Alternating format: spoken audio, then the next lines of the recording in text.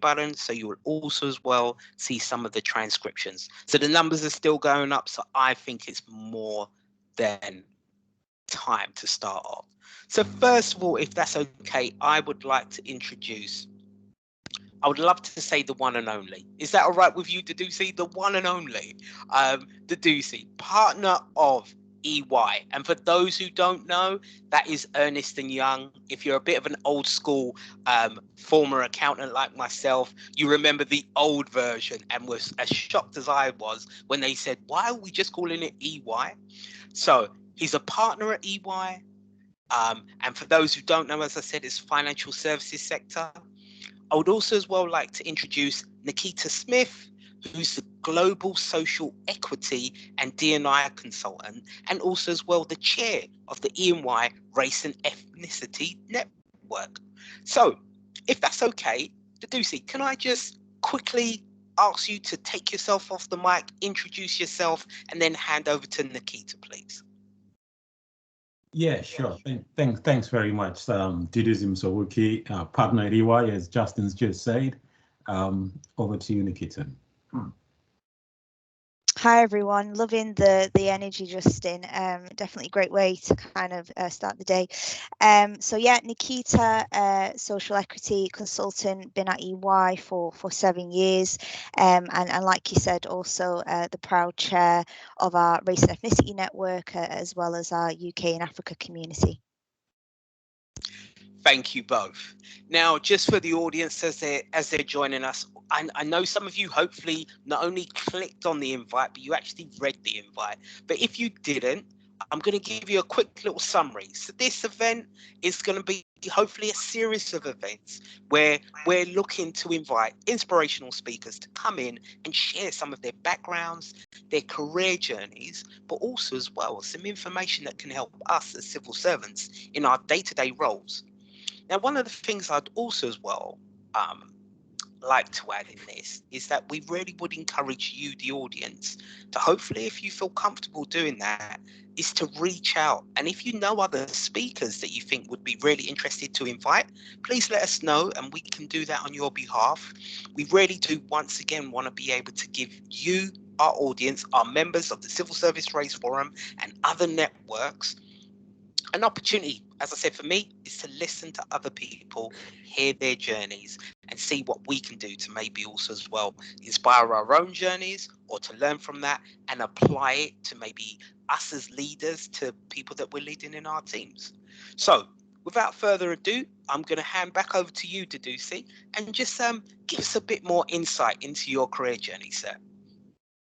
Sure. Thanks very much, Justin. Really delighted to be joining you all to discuss what is a topic and a subject and an area that I'm really passionate about. And hopefully you will find some of my experience insightful, perhaps even inspiring for some. So let me kick off with my personal background, and then I'll go into talk about my career journey and maybe just share a couple of stories in and around my career path, which made a difference for me, and maybe some light bulb moments throughout my journey as well. So I grew up in Zimbabwe, born, bred, educated in Zimbabwe. I always say I went to a boarding school at a very young age for about 7 years, which started to build up, I say, my resilience, not knowing that I was going to end up coming into the UK without much family later on. But that's my start. I joined EY in Zimbabwe straight after my A-levels as an apprentice. I studied, worked as an auditor during the time, and qualified as a chartered accountant. And clearly with that, different challenges and experiences in a predominantly kind of Black environment, Black country. But interestingly, even in that situation, we still found a lot of white leaders within that economy, which was quite an interesting dimension and dynamic. But soon after I qualified, I wanted to expose myself to something different, to get new experiences, get a new challenge. So I decided to come over to London, and EY at the time was looking for people within financial services. So I joined the EY's banking and capital markets audit practice. Now the transition itself was was quite difficult. Coming from kind of warm weather, slow pace of life, and like I already said, kind of predominantly Black people in the country, it took me a while to just transition into the UK environment, the weather, you know, just the pace of life, the culture. I found it quite a shock to my personal system, catching the tube and the like. But I had to learn in time that I shouldn't take some of those things that are outside my control, personal, and then start to focus on my career. But having joined EY kind of from a non-banking environment, so in my time in Zimbabwe, I had worked with mines, with government, with manufacturing, retail, so pretty much all sectors but banking. I joined filled with a lot of self-doubt and effectively a lot of questions in terms of actually, was I good enough? So we talk about imposter syndrome. So that all went through my mind. And I came just after the dot-com bust, and there was a mini recession. And with that, just natural challenges, which kind of the economy was going through. And clearly kind of where at EY, I recruited many people with all of that. And so a lot of challenges were just going through my mind. But, you know, thankfully, kind of I managed to settle down in time once I got my head into a decent place. And started to focus more on kind of doing the right things, kind of put your head down, work hard, invest in learning the new sector that I was in, and start to build some relationships. It wasn't easy to build relationships. There weren't any Black people by and large, certainly no managers or above. There were a couple of other Black people within my department of over 150 at the time. And most of the Black people that I saw and spoke to were in the canteen, and that's including at clients as well. So a completely different challenge and different dynamic for me, and really challenging and difficult to look up and see that actually there was opportunity for me to go up. But nonetheless, when the economy in Zimbabwe started tanking and I realized actually my fallback plan was falling apart, I decided to knuckle down and focus. And I was fortunate enough. You know, I worked on an engagement, and I had a manager. We had grown up in Kenya, and I'd done some work for this guy. He took me to one side and gave me some positive feedback about the work that I'd done. But he also opened up an opportunity for me to engage with a partner on the work that I had done, and had some direct interaction with that partner. And that opened up my mind, built my confidence, and that really was a springboard for me to start looking ahead in my career from that positive experience. And I was ever so grateful to that manager who had seen something in me and given me that opportunity, because it was a stepping stone. I then did something which was countercultural for me, which was to declare my intention to gain kind of bigger, better, more challenging experiences within a sector that I was still new to. But also I declared that I wanted to become a manager. And, you know, where I come from, and maybe where some of you come from, actually you just put your head down. That's what our parents tell us, and you will be recognized. But I quickly realized that wasn't going to take me far. So I had to go out, declare that intent. And so I declared the intent to gain complex experiences within investment banking in my sector. And fortunately for me, you know, some events conspired with people resigning and leaving the firm. And I ended up working on one of the largest investment banking clients that the firm had. And I cut my teeth into that client. And because it was a global client, I built out my network in the UK and across different countries. And that helped me to really develop and put me on a journey for progression, for promotion. The business case became a lot simpler. But then because of the network, I managed to say, actually, I want to be a manager. The support structure then existed. And I got the support to get progressed and promoted to manager, subsequently to senior manager. It wasn't a linear process. Let's be clear about that. It was challenging. I got some hard feedback during that process, I was to learn during that time that, you know, asking for help is a sign of strength. I came from a background where, you know, you have to get everything right first time. And if you're asking the teacher for, you know, for questions, actually, when I was growing up, the teachers were still allowed to beat us up at the time. So I got beat up if you asked questions. And so all of that was unlearning that I needed to go through and go and ask for help from seniors, consult. And that was seen in a positive light. And I get that now in the role that I do, because as somebody asks questions, I can calibrate kind of the understanding of the problem they're trying to solve. I can understand how they think, and that relationship of trust can then grow and build, and then you can give them more responsibility going forward. So that was useful learning during my time. I got the sponsorship over the years. I ended up getting promoted to executive director at the time, but that was not it. You know, I had some fire in me. I still felt I could become a partner within the firm.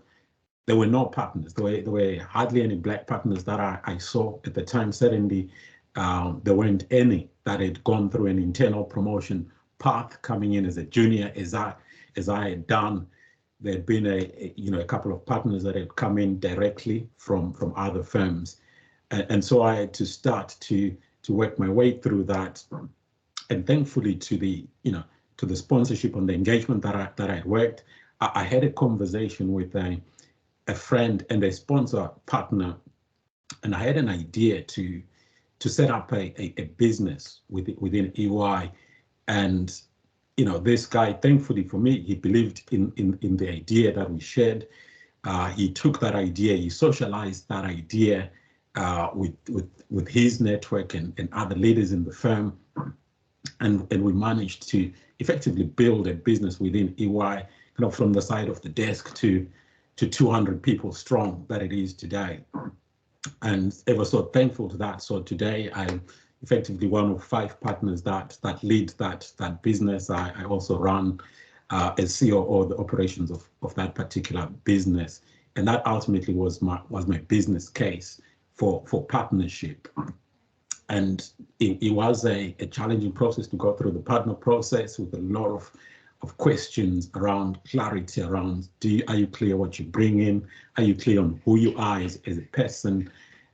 And are you clear what partnership really means? And do you have the relationships internally, externally? So that networking piece was fundamental, crucial, internal and external, and also just self-confidence and being clear on who you are. Can't underscore how significant it is to be clear on who you are as a person and not being somebody else. Because I think a lot of us spend a lot of time trying to fit into an organization, but ultimately, as a leader, you've got to be clear on who you are and your principles and values, and that's what gets tested a lot into that leadership space. And I went through a lot of that, and that was really enlightening. So I am a partner today. My day job includes kind of leading effectively those 200 people. About 60 or so of those people directly sit underneath me in terms of my day-to-day client service roles and responsibilities in terms of bringing business and developing people. I also, in the context of the conversation today, I am co-chair for Diversity, Equity and Inclusion in the UK. I sit on the board subcommittee of the UK firm that looks at this particular topic. I sit on our Global Social Equity Task Force, which is trying to solve for inequality across EY, across the globe, in our 300,000 people. But more importantly, I sponsor our UK Race and Ethnicity Network, and I'm super passionate about the work that we're doing to drive positive change in this particular aspect. And so maybe with that, I will hand back to you, Justin, and then Nikita can come in and we can talk later on around kind of some of the work that we actually do within our UK Race and Ethnicity Network and what my role actually involves. Mduduzi, thank you very much. There were so many important points that I noted in my head mentally, and probably I don't want to take advantage of sort of hosting this. I want to ask you too many questions, and I want to make sure that Nikita also as well has her time. But if that's okay, Nikita, before I hand over to you, there was one point that I think probably resonated with a number of the audience, which you talked about the unlearning process. So very much as you're saying, maybe from when you come from a certain culture and a certain background, for example, questioning isn't something that is encouraged. So of course you don't question your elders, you don't question your teachers, and I think you're right, some of that can be translated into, do we question / challenge our leaders? So if possible, if just quickly, if you could maybe just elaborate a bit more around maybe your personal way of being able to unlearn some of the things that, you know, that you could see were actually maybe, I'm not going to say blocking, but maybe slightly pulling slight barriers in relation to how you were taking on board things, how you were challenging. Yeah, thanks for that question, Justin. So what I did was seek kind of direct feedback, and again, this is a very important and a discussion in its own right, because when we go through the formal feedback process, there's the formal feedback I found that gets given, which generally says, you're doing a good job. But actually, what I did was to try and cut through all of that and say, okay, I get that. Give me the real feedback around what I should do, what I should change to be able to progress, because this is where I want to get to. Telling me that I'm good is not necessarily going to take me to where I need to get to. And so I had some pretty direct conversations with some of my managers. I happened to have a mentor who was a black guy, who was an American guy. He was on secondment here. He had made it through to partner. And I gave him my feedback summary for one particular period. And I had written it up, and I thought, I've done a great job. He reviewed it, and he absolutely shredded it to pieces and said, dude, this is not good enough. This is just, you're shortchanging yourself. And that opened my mind to say, actually, what is it that I'm really missing here that's going to make that incremental difference? And he opened my eyes and shared with me his personal journey and underscored for me the importance and significance of having a mentor who has been through your path that you're trying to go on before you. Because he opened up things that I had been doing and taking for granted as an example, right? And I hadn't fully disclosed in kind of some of my performance summary. And therefore, I wasn't getting given that particular credit of some of the challenge that I was doing to clients in particular. Because again, if you step back to where I was, from a cultural standpoint, you put your head down and you do things, and somebody just sees an outcome. And the assumption is actually that was very simple.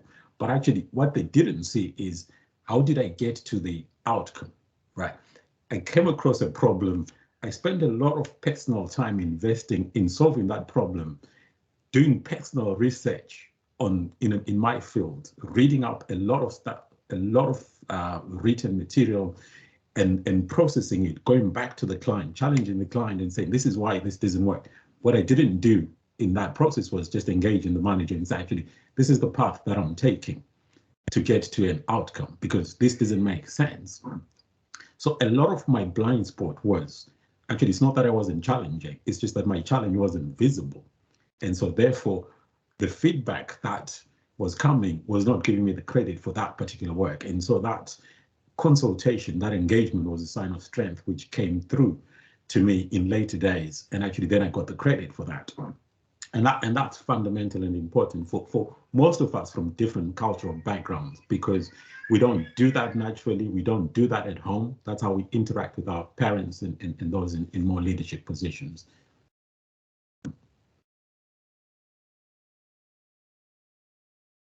Mduduzi, thank you. Before I hand over to Nikita, I'm going to apologize to both of you.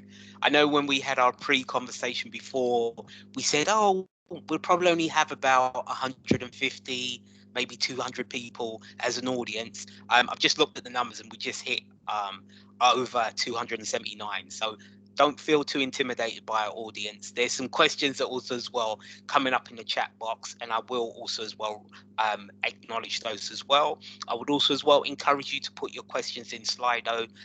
Esther is managing that and will raise those on your behalf. So if that's okay with you, Nikita, I'm going to hand over to you. And if same thing before, if you could give us a bit of your career journey and any insightful points as well that you think that we as the audience can also as well take on board. Sure, though I think I should have gone before dudes because this could be a bit of an anticlimax. Hi everyone. So I guess my background, I was born in Manchester, which is the greatest city in the UK. I don't care what anybody says. And I was born in the largest council estate in Europe, I believe, a place called Wythenshawe. Well, first Moss Side, which many may be familiar with for unfortunately the wrong reasons, and then moved to Wythenshawe. Grew up in a predominantly white area, very deprived. My kind of background, I'm racially ambiguous, which has been a challenge, but also worked in my favour. So my mum is English and my father's Ethiopian. And just following similar to Dude's point around kind of not speaking out, not questioning the system, kind of head down and get on with it and work hard and, work 10 times harder.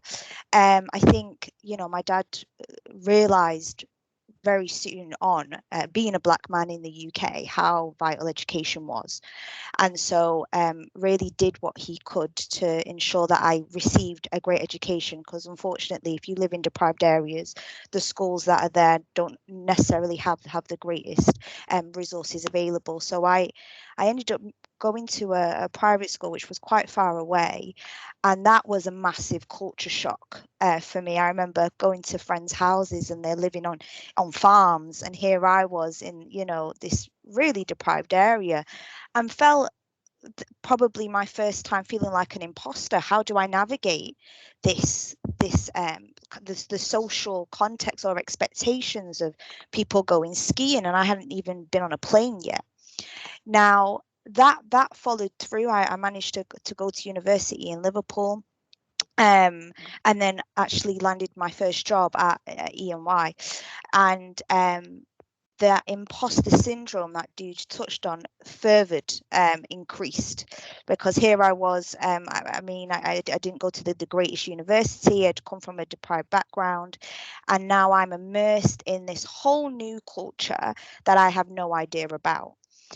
And I think that theme, along with being mixed race, where you are automatically immersed in two cultures and not quite sure where you belong, or if you do belong in those two cultures, because you are not full, let's say, even though you are full, meant that they're kind of growing up and then coming into the work environment, always having to try be somebody that I am not.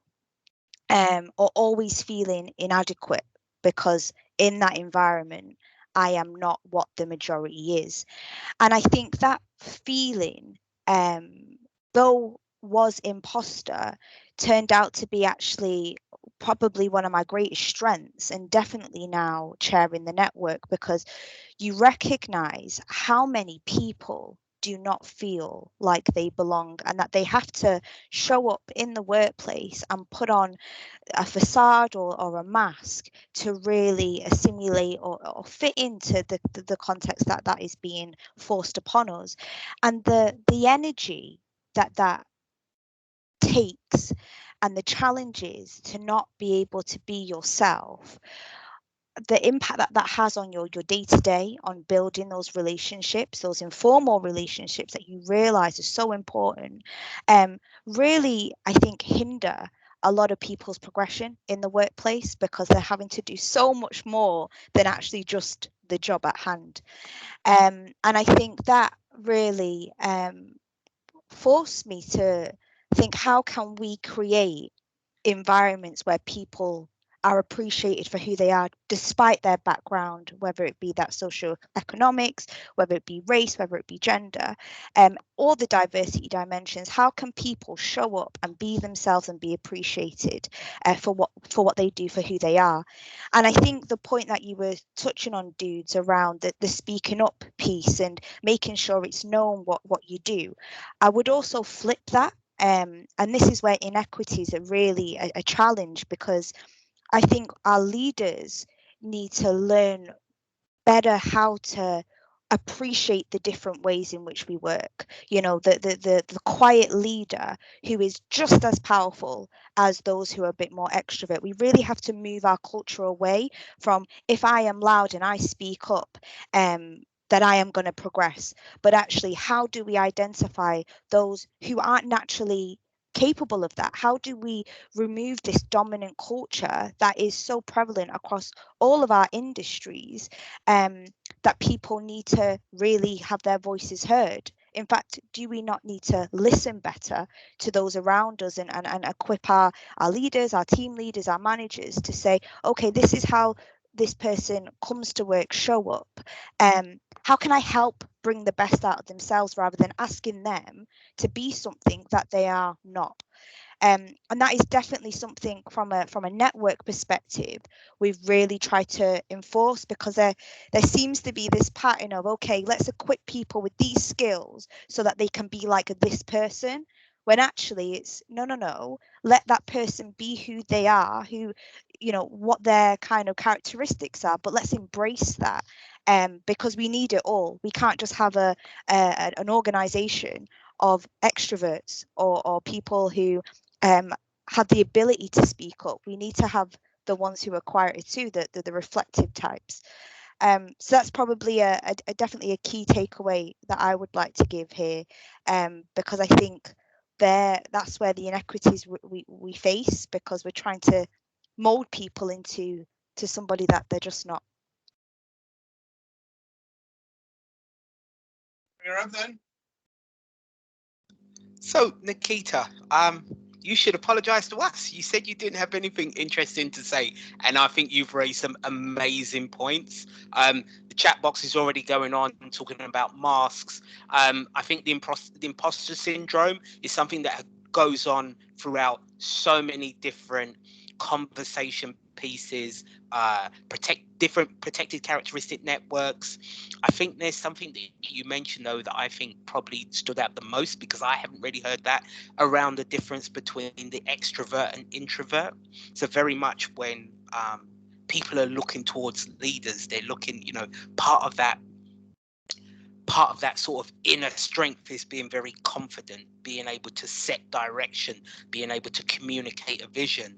And actually an introvert would do those same things but in a different style, and actually that may go against them, because as you're saying, the cultural or the standard norm is the big confident extrovert, regardless of gender, background, etc. So would that be all right? I know that you said that you've done some work within the network to help that. Would you be able to elaborate a bit more around that? Yeah, sure. A study was done at EY about 4 years ago to see where the power is. And maybe visibly you would be able to see that with representation, right? But actually, what are the characteristics of power, and why is that? And this is in the research. The ideal profile was a white heterosexual male who is extrovert, who is willing to work, past the 9 to 5. Come on. Sorry, who were able to kind of work past that 5 o'clock deadline, and also who is arrogant. That wasn't me, that was the profile that was stated. And so when we seen that research, we were like, there's so many people that just, even if you're a white male who are not an extrovert, you are no longer accounted for. And when we talk about power, what is it that we mean? It's those that get, in the kind of the EY context, those high profile engagements that really, as Dudes kind of touched on, really give you that global exposure and build or accelerate skills needed to kind of work your way up the career ladder, but also the power of the relationship building that is so important regardless of in what organization that you're in. And because of these traits, it really allows for you to build those relationships a lot quicker. So from a network perspective, you know, our target audience is everybody, but primarily on our membership is our underrepresented groups, also known as ethnic minorities. We brought in a speaker to really unpack what that looks like, and he was an ex-partner at EY, and he was a white male, but he was an introvert. He doesn't classify himself directly as an introvert, but more so on that scale.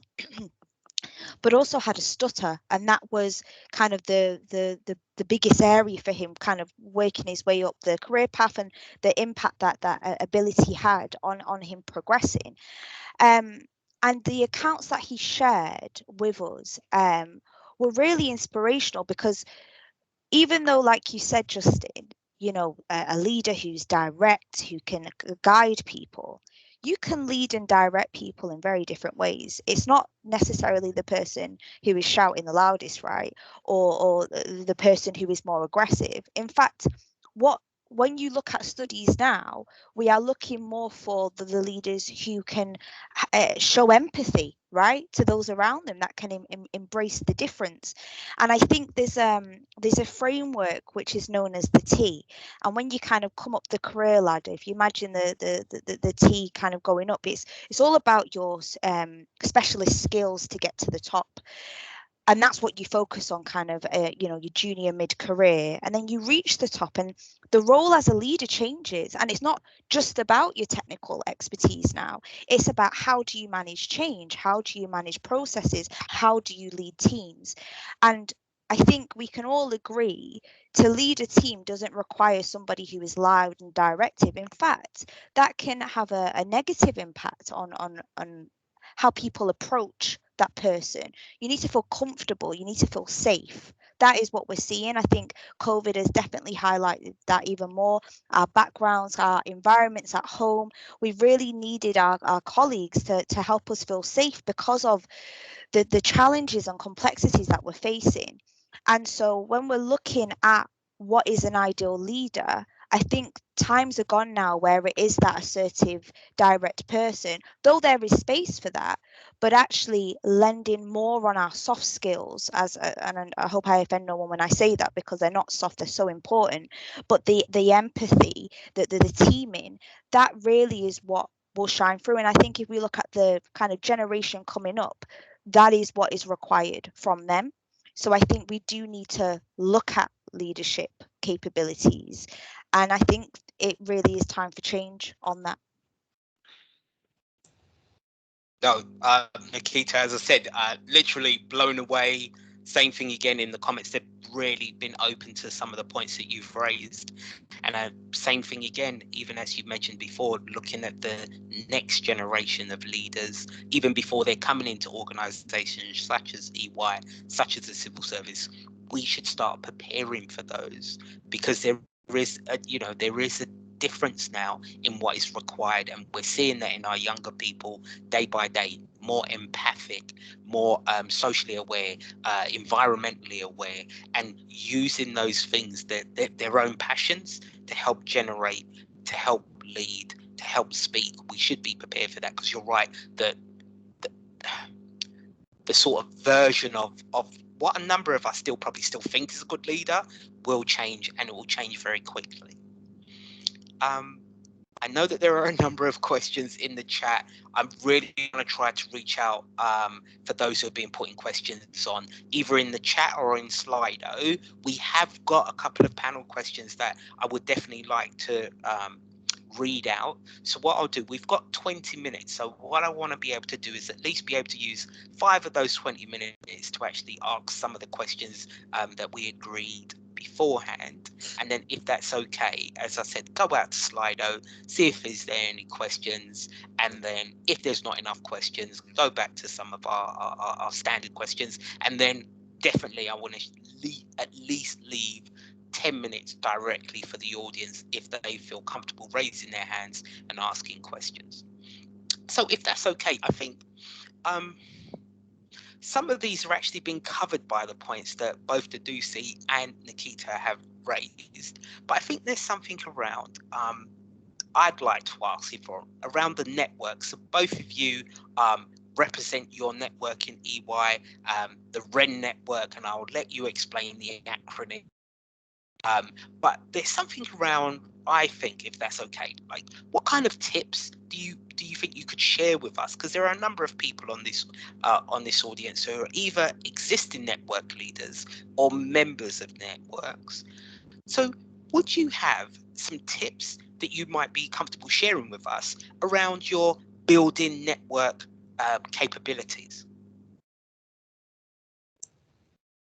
Yeah, let me kick off, and Nikita can touch on that. Just kind of my role, kind of as a sponsor of the EY Race and Ethnicity Network, which is the acronym RAN.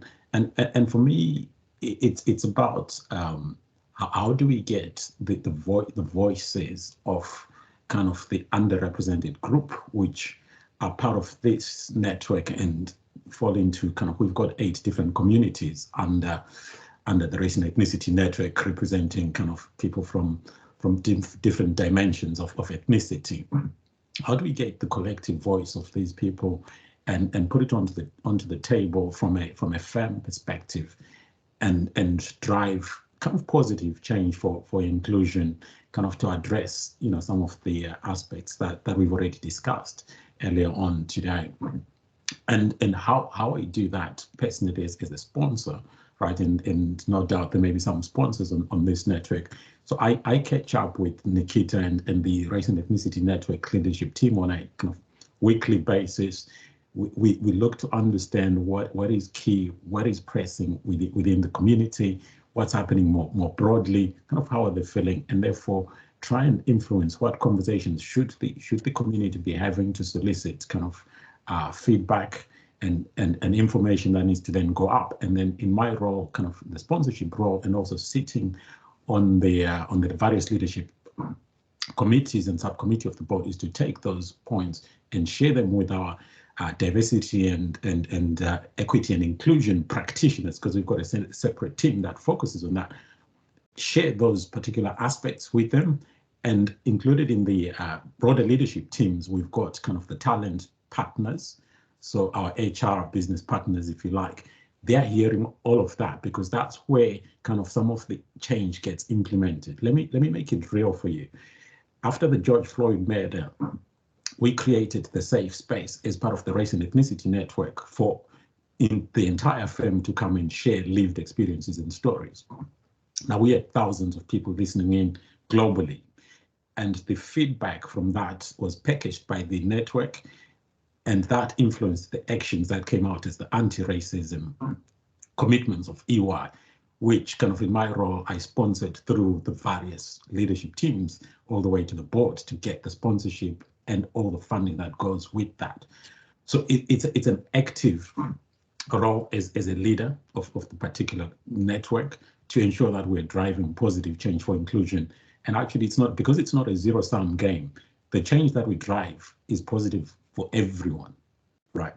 And I'll just give topics of some of the changes that we drove as part of the anti-racism commitments, right, which address some of what we've discussed. One was increasing Black representation. We already had an ethnic representation target, but actually we said Black partners are underrepresented. Let's have a specific target. Now, we can have a debate around kind of targets, but actually it's important, because if we don't have the target, we're aiming at nothing. So we pushed that through. We said we wanted a review of the end-to-end process of the talent processes, which was implemented. I know in the chat there's comments around recruitment, etc. We said let's open that up and see whether those processes are equitable. Let's understand the feedback processes and the kind of performance appraisal and grading and promotions processes. Are they equitable? Let's understand kind of where the disparities are, and then drive change, right? So that we've got a culture of equality. We're on a journey. We haven't fixed everything, but actually work is going on and change is going on.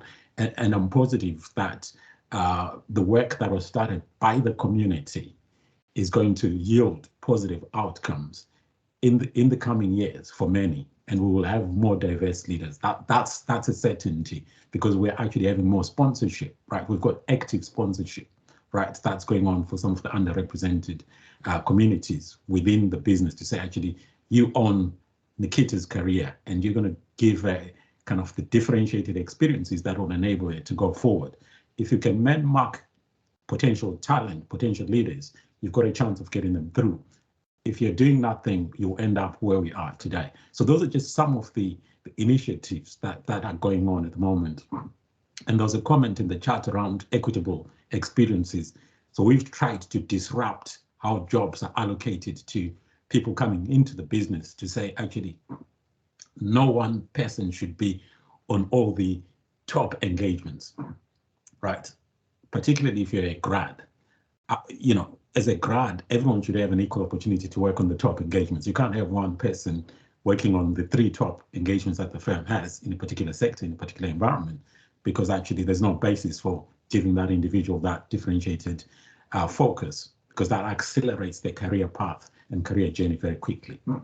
So those are real initiatives, all coming from some of the conversations that we had. Maybe pause there, Nikita, you can talk about kind of in your role as REM leader. Yeah, I think one thing stood out there, dudes. Equality is really not enough. So, you know, we're hearing a lot more about social equity. I think definitely organisations have thought, if I give everybody the same amount of resources, that everyone's going to be okay. And actually, one thing that EY is doing really well is looking at the individual and going, what is it that you need as a person? We all come from different starting points, and there's nothing wrong with that. But if you give everybody the equal resource opportunity, there are people who are going to be able to take that a bit easier than someone who hasn't came from that starting point. So that's a huge focus, definitely for EY, that we're seeing. Kind of how do we look at people as individuals rather than groups? And I think, as also Dues touched on this, avoiding the word BAME, and not just avoiding the word BAME in how we say it, but actually how data is collected, has been instrumental to see where the issues and challenges are. Because when you group so many people together under one category and then put data sets towards that, or KPIs, the result is going to be a lot more promising or a lot more positive than actually exists. And I think that was a massive step change for EY to go, no, we're breaking this down and we're going to see each group for what it is rather than bundling it up into one package. So that was huge. I think the other huge area for us, and something that we've still got work to do, but we have seen definitely progressing, is the number of non-ethnic minorities that we hit. Now, a lot of networks, and I think, Justin, you said there's network leaders on this call.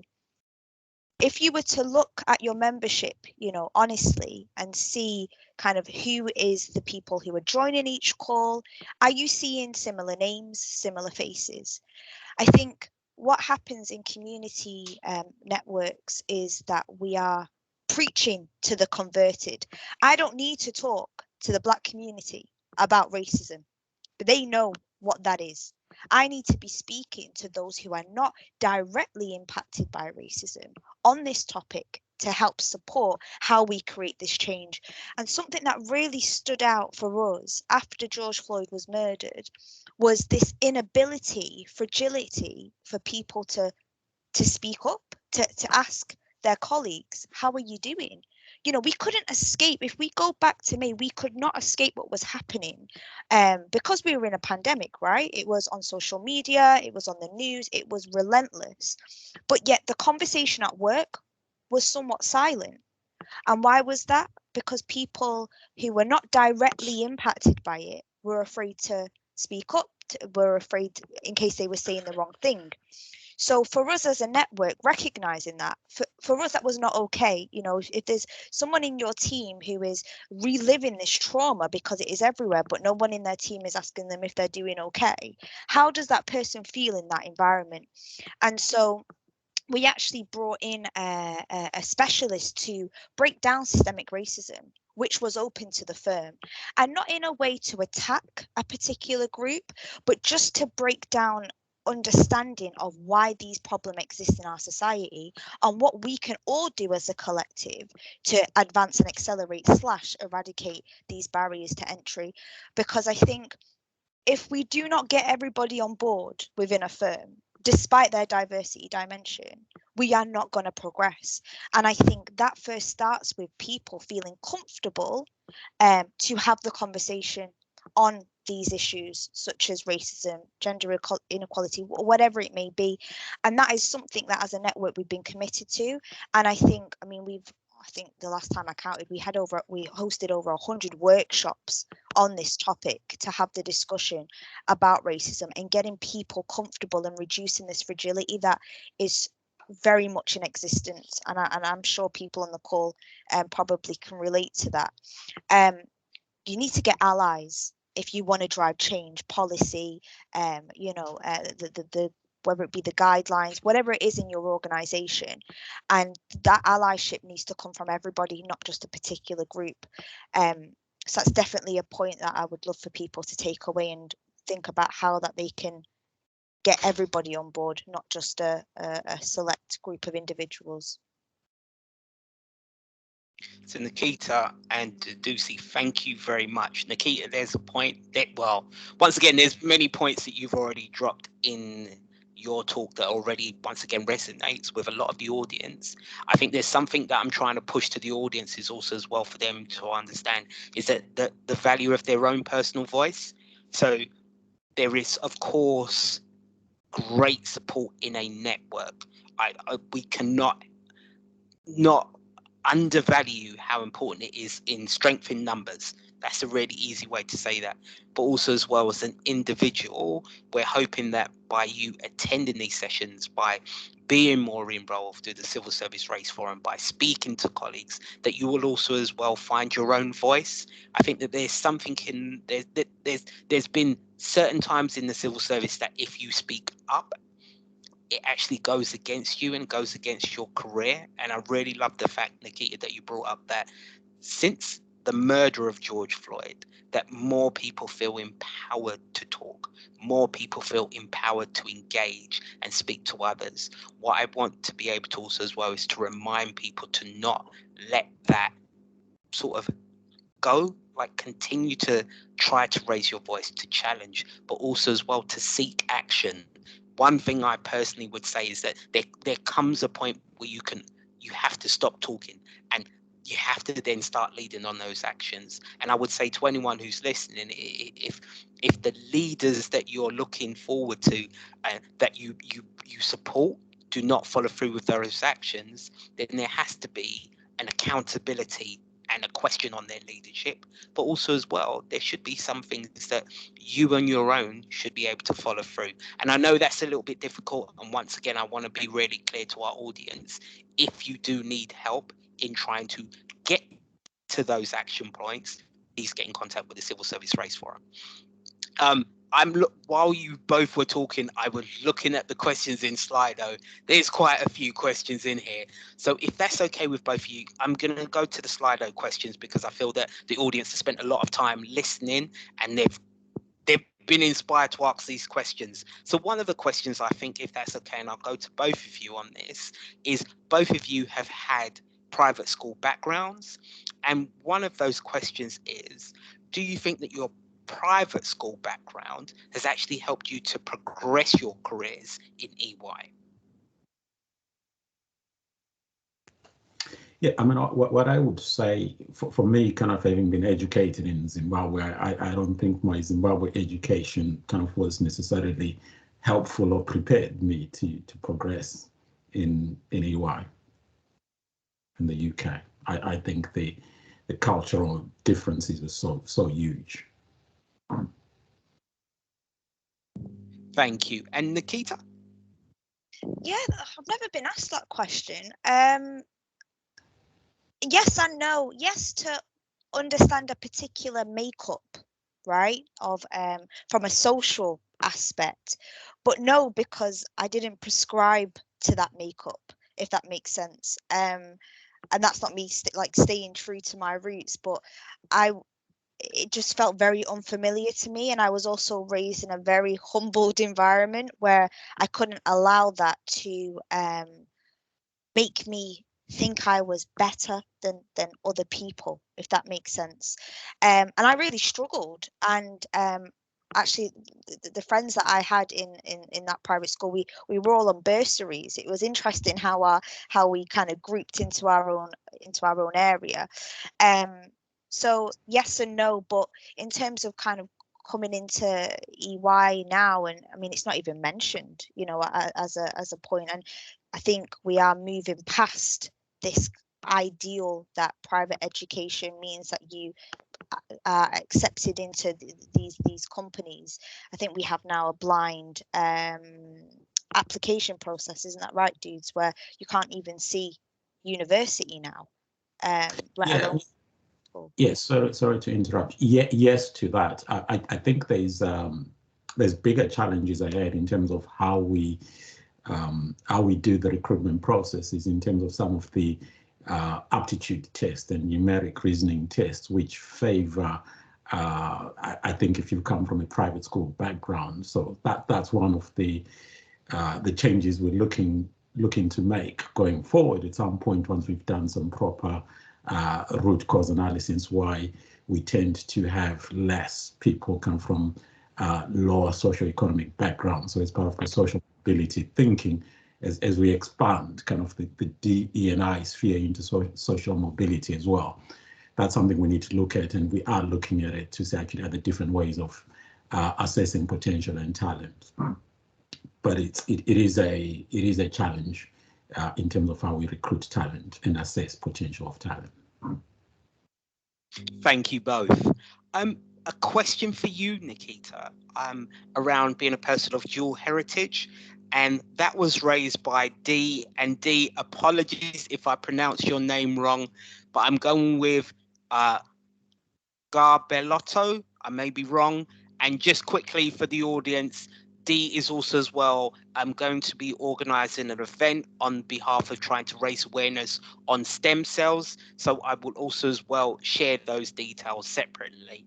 So D had mentioned around, how do you feel that times have changed from 20 years ago with the challenges that people with dual heritage have faced?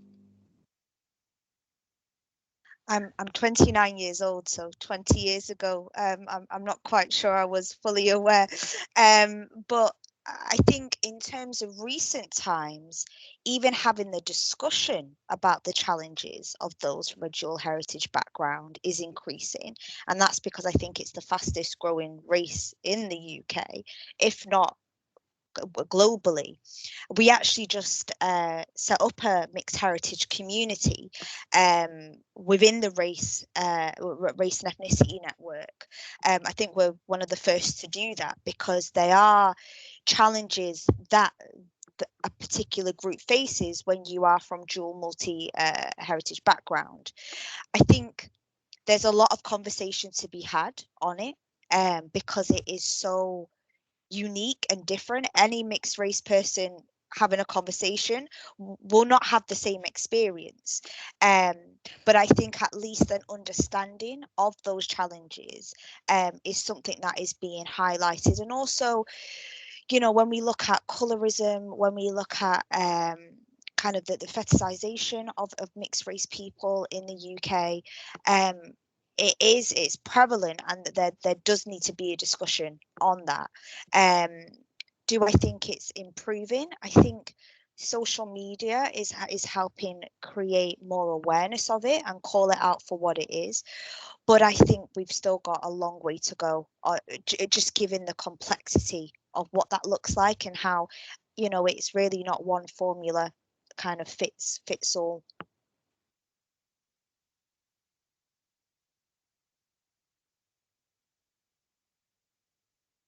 I would, Thank sorry, you, if I I know, just sorry, just one point to add quickly. For those that want to learn a bit more, we had a great organisation coming to EY to speak about the experience and kind of using recent frameworks to educate our audiences, called Mixed Race Faces. They're kind of focused on photography and bringing to life the different dynamics of mixed heritage, but they have excellent connections to kind of continue on that discussion if anybody is interested. No, thank you very much, Nikita. Nikita and Mduduzi, I know we've only got 1 minute left. There's been quite a lot of questions that are in Slido. Would it be possible if we could send you the questions afterwards, that maybe you could choose answering some of them? I'm not going to pressurize you to answer every single one of them, but if you can answer some and we can share that with the audience. Great. If that's all right, then can I ask both of you just to give 2 takeaway points to the audience, and then after that I will thank you for your time.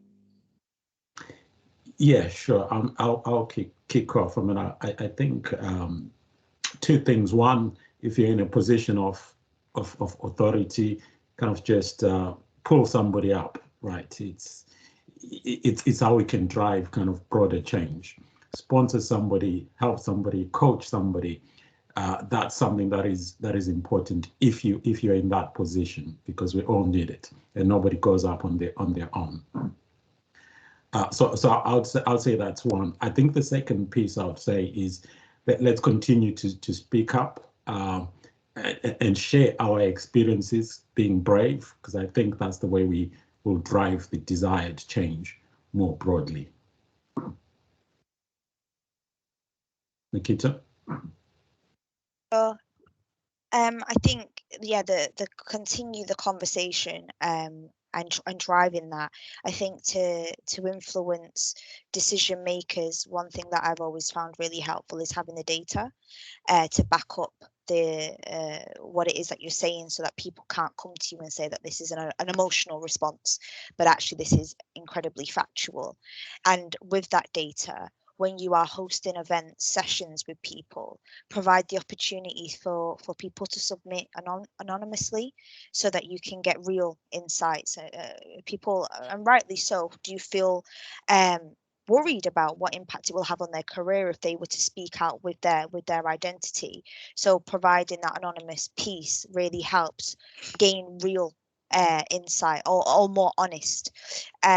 So that would be my first point. And my second point would be, what is your privilege?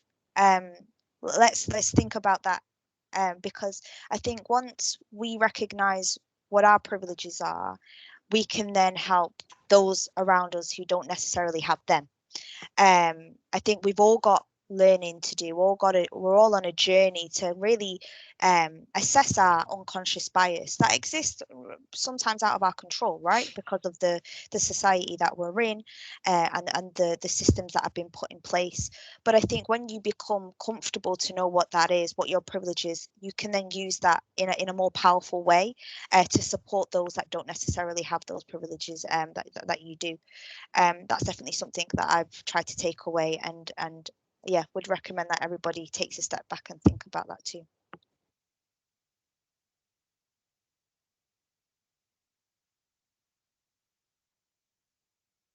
Apologies, slow to come off the mute. I want to personally thank both of you for your time today, for taking the time out of your lunch breaks and your busy day to come and speak to our audience.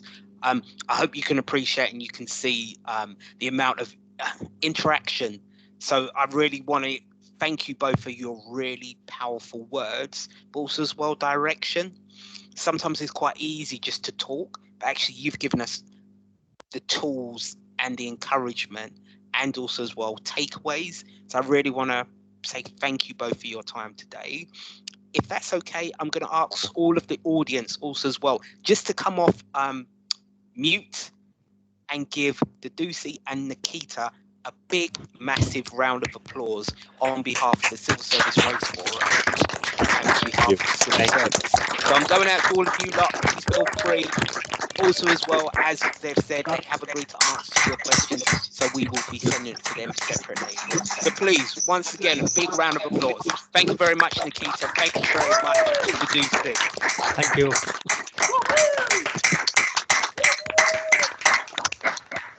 Thank you. Well done. All Thank have you. a lovely day. Be safe and be great. Thank you so Nikita, much. Mduduzi, thank you very much for your time. Thank Goodbye. you, everyone. Bye. Thank you. Thank Thank you. you. Justin, for Thank joining you. us. Bye. Thank you. Bye. Bye-bye. Bye. Bye. Thank you. Bye. Bye, guys. Thank you so much. Bye.